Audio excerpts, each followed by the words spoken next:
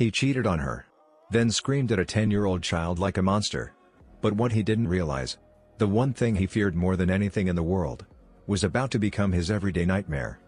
If you've ever seen someone push a good person too far and deserve every bit of what came next, hit that like button, subscribe. Because this one is quiet, calculated, and absolutely chilling. Open book emoji, full story, main narrative. Let me tell you about my sister. She's the kind of person who gives too much. The kind of person who bends, adapts, sacrifices, just to make someone else feel safe. And unfortunately, that's exactly how she ended up with him.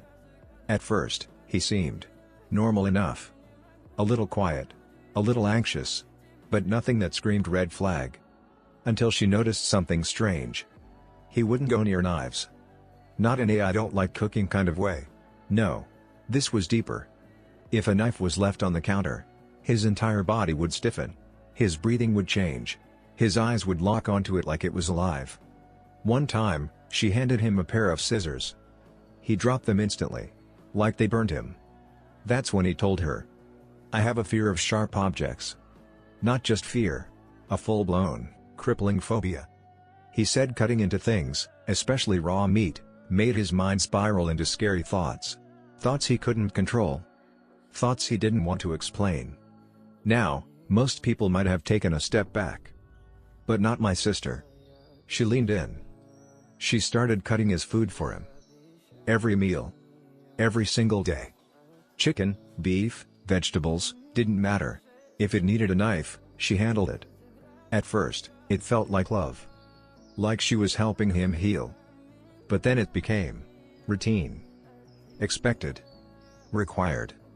She moved the knives out of sight. Instead of sitting proudly in a knife block on the counter, they were hidden under the sink. Out of his view. Out of his mind. Because even seeing them could trigger him. And he got comfortable. Too comfortable. Months turned into years. And slowly, he started pushing boundaries. Little things at first. Criticism. Control. Subtle comments that chipped away at her confidence. "You're overreacting. You wouldn't understand. Why can't you just do this right?" But she stayed. Because that's who she is. And then one day, everything shattered. She found out he was cheating. Not a suspicion. Not a guess. Proof. When she confronted him, he didn't deny it. He didn't apologize. He exploded. Screaming. Yelling. Spitting out words like venom. But it didn't stop with her. Her 10-year-old child was in the room. And he turned on them too. A grown man. Screaming at a child. Saying things no child should ever hear. Cruel. Personal. Disgusting. That was it. That was the moment something inside her snapped. She moved through the house like a ghost. Calm. Silent. Focused. Packing her things. Folding clothes. Collecting memories. Letting go. And then, she walked into the kitchen. There it was. The knife block. Ironically, it was his. The same knives he feared. The same knives she had hidden away for him. The same knives she had used. Every single day. Just so he wouldn't have to face his fear. But something had changed recently. In the last month or two. He had started getting comfortable.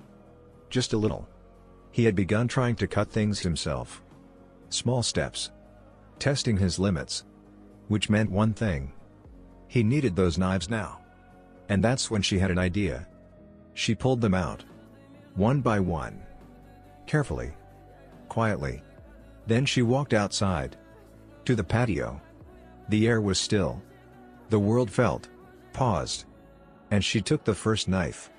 And dragged the blade against the concrete. A harsh, grinding sound. Metal scraping stone. Again. And again. She wasn't just dulling them. She was ruining them. Tiny nicks along the blade. Rough, jagged surfaces that would catch, drag, tear. Instead of sliced cleanly. Each stroke deliberate. Each movement controlled. Because she knew something. For most people, a dull knife is just inconvenient. For him, it would be a nightmare. The resistance, the texture, the uneven cuts. The exact sensations that triggered his deepest fears. She didn't scream. She didn't break anything else. She didn't confront him again. She just made sure that every time he tried to cut something, he would feel it. That discomfort. That panic. That creeping dread. A reminder. Not of her, but of what he did. Then she placed the knives back. Neatly. Exactly where they belonged. Like nothing had happened. And she left.